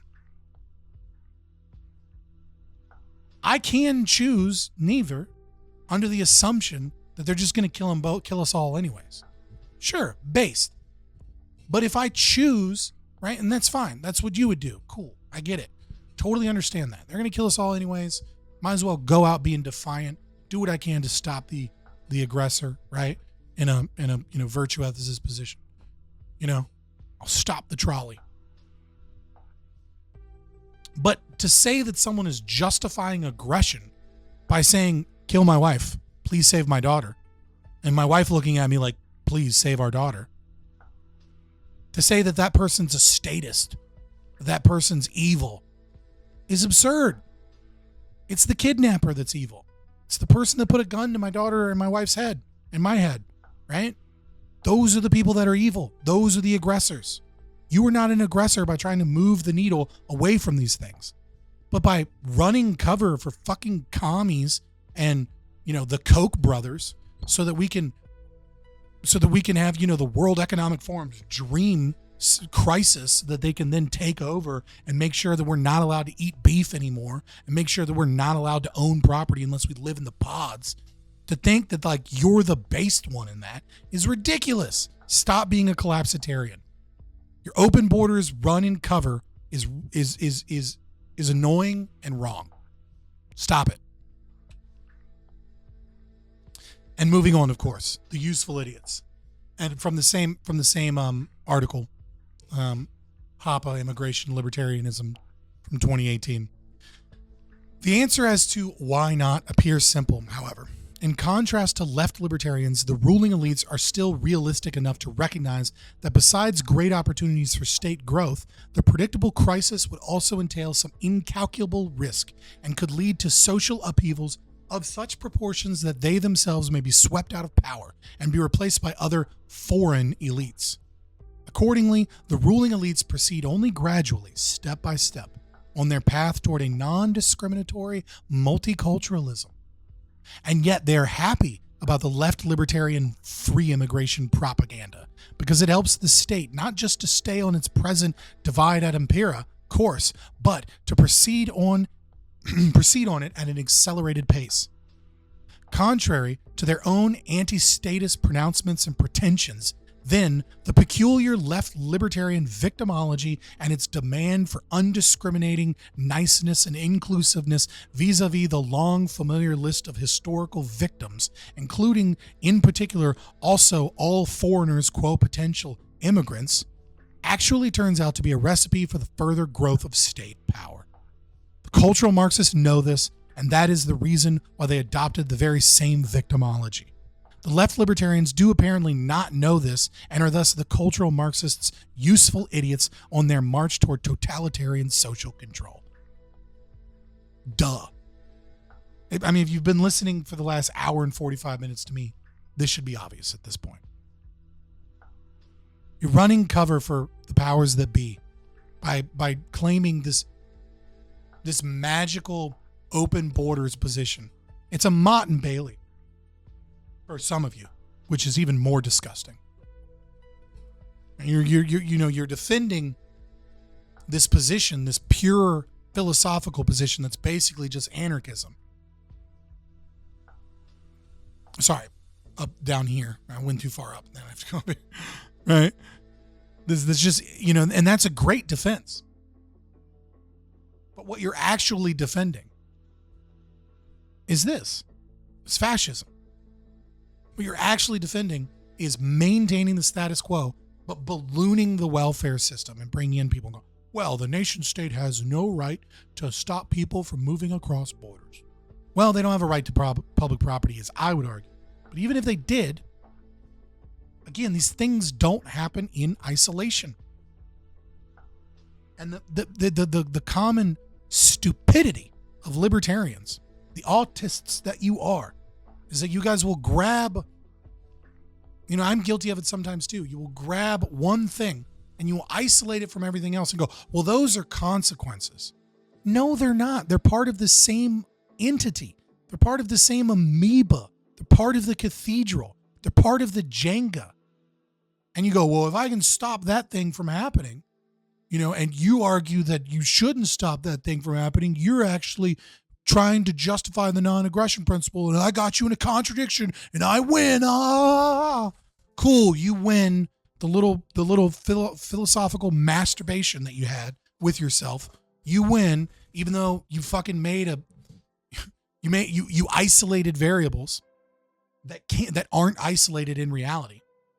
So it's like, yeah, sure. In your thought experiment, you're right. In your thought experiment, the nation doesn't do this. Can we stop the nation from doing that? And it have no other mechanism that is necessitates. And you go, well, that's actually a consequence. It's not a consequence if it's necessitated. If it must occur, if destroying A also destroys B, and it's wrong to destroy B, and you destroy A, then you have made the decision to destroy B. You've actively made that decision. And if you do it so knowingly, then you have justified violating the non-aggression principle too.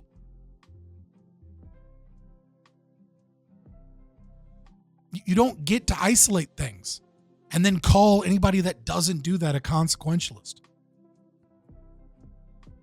The things that are necessary as part of this giant interwoven amoeba in this interconnected situation are necessary.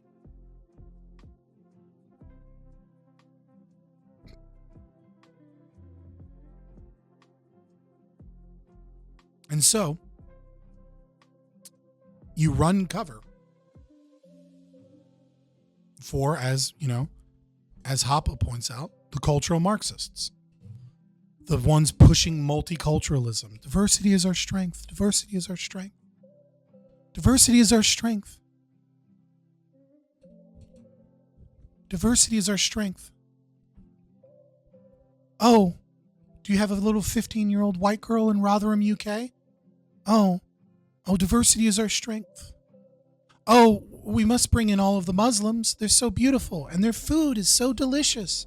We're going to bring them in and we're going to tell you that you're not allowed to discriminate against them. Ooh, and we're going to bring them in and we're going to bring them in and then we're just going to, kind of let them gang rape your daughter and, they'll film it and they'll send it to you and you'll go outside of her house and you'll demand that they release your underage daughter who's being gang raped by all of these immigrants, and the state will come in and arrest you. That happened to a man that was trying to get his daughter back, his underage daughter. They arrested him for harassing the Muslims that were gang raping his daughter. I mean, it's one of the most egregious examples in the Rotherham report. I mean, there's tons of it. Read the Rotherham report, and much of it is still unreleased. And it's just one town. That's what your unfettered immigration looks like. That's what mass immigration looks like. Because you don't actually get rid of the state. You don't get rid of the problems. You're not getting rid of borders. You're just supporting a system that's going to increase what it can so that it can further bring about the collapse of the middle class and the orchestrated destruction of Western culture so that we can all be equally fucked. That's what you're supporting. I know you think you're supporting this high-minded libertarian ideal.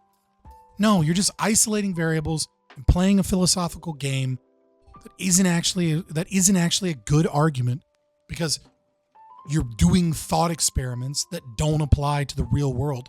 The reason they don't apply to the real world is because you're not calculating what necessitates occur. And you're calling everything a consequence, and therefore it's consequentialism, therefore it's bad. It's not a consequence. It's part of the same action. It's an intentional action.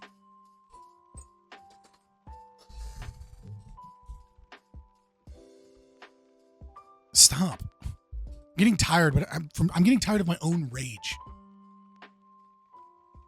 And also just like saddened by the fact that so many of our people, libertarians, are actively fighting to maintain the power of the cultural Marxist elite as they do everything they can to destroy Western civilization and steal our freedoms away. All so that they can be edgy on Twitter. Idiots. So what's the actual solution? I thought I had another solution. Yeah. Invitee system following the full cost principle. So from a realistic libertarian, Hoppe's closing, the immigration policies of the states that are confronted with the highest immigration pressure of the U.S. and Western Europe have little resemblance with the actions of a trustee. They do not follow the full cost principle. They do not tell the immigrant essentially to pay up or leave. To the contrary, they tell him, once in, you can stay and not just use all the roads, but all sorts of public facilities and services for free or at discounted prices, even if you do not pay up. That is, they subsidize immigrants. Or rather, they force domestic taxpayers to subsidize them. In particular, they also subsidize domestic employers who import cheaper foreign workers, because such employers can externalize part of the total costs associated with their employment. The free use to be made by his foreign employees of all resident public property and facilities onto the other domestic taxpayers. And they still further subsidize immigration, internal migration, at the expense of resident taxpayers and prohibiting, by all means of non-discrimination laws, not only all internal, local entry restrictions, but also and increasingly all restrictions concerning the entry and use of all domestic private property. That's what you're supporting. You're supporting subsidizing migrants and subsidizing companies to import cheap third world labor. What do you think happens? What do you think? What's the strategy here? It's not a violation of the non-aggression principle. You're not getting rid of any of the violations of the NAP. You can isolate it and say that the state doesn't have the right to force people to stop them from coming in. Therefore, by isolating this, I'm reducing NAP violations. But it is a necessity that other NAP violations occur. It necessitates, every time you bring in a single immigrant, violations of other people's rights to discriminate against that immigrant.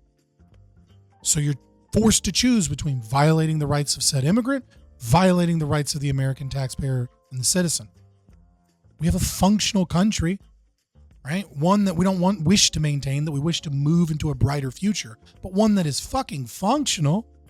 And you guys want to destroy that in the hopes that once that those in power won't use crisis to take control and power, but that actually will have a revolution, and this time the revolution will work out. That's a shit strategy. I can tell which one of you guys don't have kids. All of you.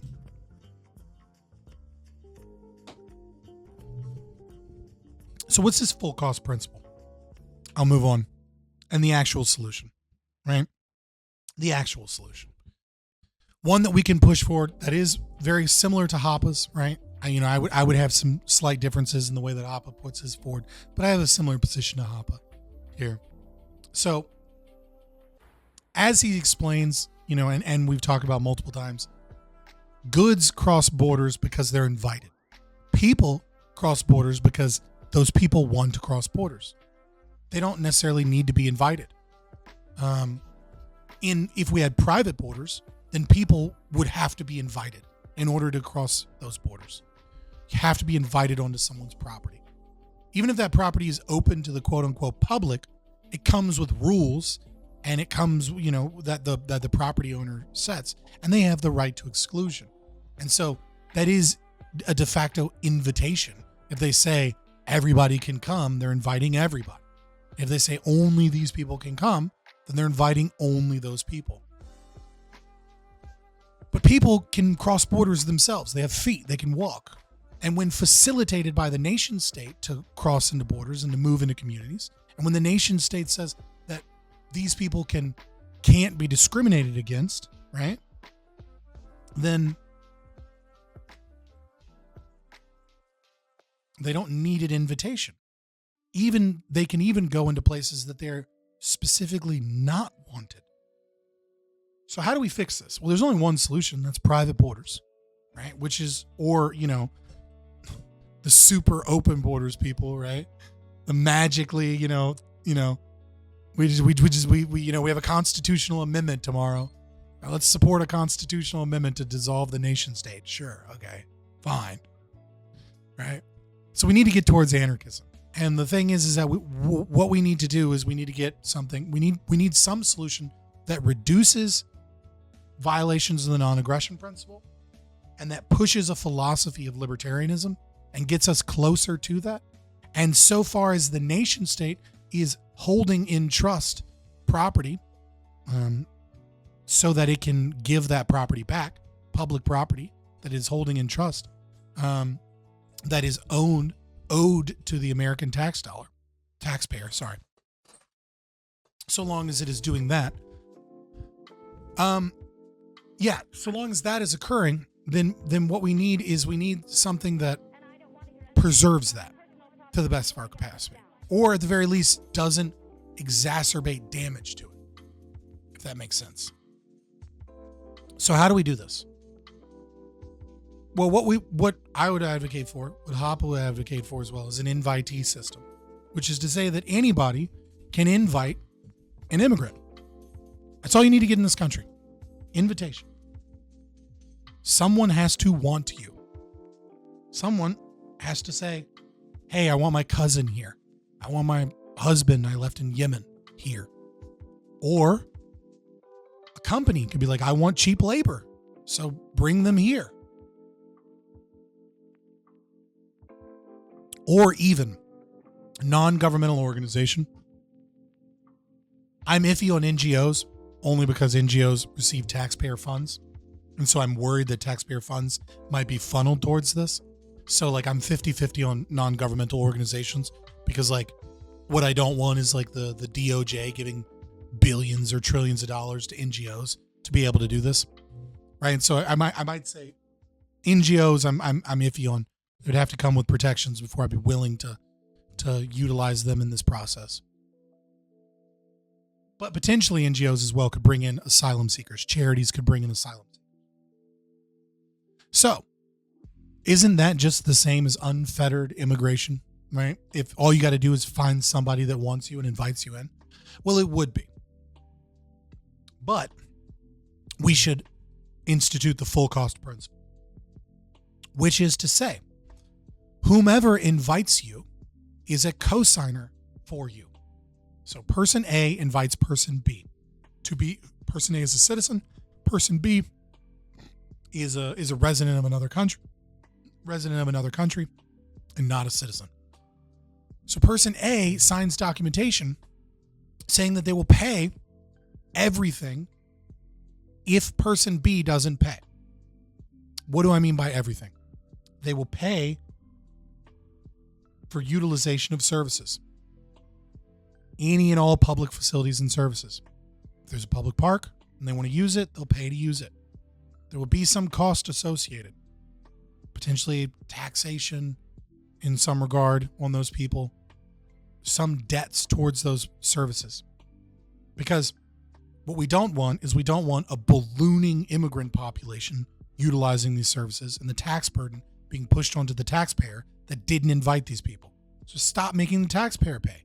Stop forcing people that don't want somebody there to pay for these institutions for them. I mean, you want to stop taxation completely at some point, right? But what policy can we put forward that shifts it in the right direction? And this is the full cost principle. That is, they pay for everything. If, for example, they need to be deported, or they need to be kicked out of the country, or they damage someone's persons or property, whoever A is, they also have to pay for that. You are responsible for B. So if you want to import cheap labor because, for whatever reason, there's not enough people in this country that want to do, fruit picking, right? Go ahead and do it. But if you invite those people, you're responsible for them if they don't pay their bills or they don't pay their rent. You're responsible for them if they bring their kids with them and you sponsor them. You're responsible for paying whatever the cost is for those kids to go to school. Right, somewhere between $11,000 and $20,000 a year, or $25,000. I think New York is like $25,000, $27,000, which is insane. And then like Mississippi is like $11,000. So if you send your kid to public school in Mississippi, it's $11,000. Somebody's paying $11,000. Either it needs to be the immigrant, or it needs to be the cosigner of the immigrant. It doesn't need not be the American taxpayer. That is the full cost principle. That is shifting our current immigration system, which currently subsidizes immigration. Especially the broken system that we have now. We have millions of people uncounted coming through the border, being given court dates 20, 30 years out. And then they just live here for 20 or 30 years without paying any fucking taxes. Some of them pay some taxes, and then they pop out a kid, and then the immigrants' marginal propensity to consume goes above the value of one the moment they have a fucking kid. And then they utilize that child to get on temporary assistance for needy family, and they get their EBT card, and they get free school lunches, and they get all of these different things. And before you know, and then on top of that, they send money out of the U.S., which is cool because it has a deflationary impact, right? But it's bad because, you know, it doesn't increase GDP and economic transactions, right? So it's kind of a double-edged sword economically. But oh God, but it's like, but the money that they do have isn't spent in the U.S. It's sent elsewhere. It's like, I don't know what the impact of that is per se, but it doesn't seem to be good. I don't know. Again, I don't know. I need to talk to a better Austrian to better understand that perspective. I'm not an economist. But the full cost principle ensures that the American taxpayer, Jesus, I keep saying taxpayer, doesn't foot the bill. And that's what we need to do. Next, this would also be able to be utilized as an attack vector against the immigration system. Well, against the state itself, sorry. Because if you're forced to pay for people to go to school, and you're actually forced to pay $11,000 to $25,000, what do you think immigrants are going to do? Well, they're going to find cheaper alternatives because the state is inefficient. So the moment you start forcing immigrants to come in and pay for public education, they're going to go, fuck that. And then they're going to go, I'm going to homeschool, or I'm going to send my kids to private school. Now, in a way, this has a negative impact, you know, in the sense that the American taxpayer is forced to pay into systems that they may or may not use. And by doing so, you know, they are burdened unnecessarily in a way that the immigrant isn't. I don't buy that it will balance out like that. But even still, it will showcase the inefficiency of the state massively. And it will give the very thing that I've been talking about over and over and over again in multiple domains, which is that we need alternatives to state institutions. And by pulling people out of the system and making them pay for it completely, you'll actually have the immigrant population helping fund, and those that sponsor immigrants, helping fund those very institutions that we want to replace the state. And pissing off people that, you know, at how bad our systems are. So my consequential analysis of that as a strategy is that I do believe that by doing so, we will actually push people towards demanding that they be cut off of state tax-based systems and move over to the private sector. And you will have a swelling of that desire from the people because they're going to see private counterparts that are cheaper and more effective being given to the immigrants. Well, not given. The immigrants have to pay for it. So the immigrants are de facto not benefiting from the services, but trust you, the American public are not benefiting compared to how much is being stolen. How could they? The state can't solve the UCP. And so this will lead to more and more institutions going private as we consistently do everything that we can to move the needle and move the Overton window towards full privatization. This program and the discrepancies between immigrant and citizen will also begin to fade over time as we begin to force more and more privatization. This is a libertarian strategy. I might have a one or two differences in the way that Hoppe implements it.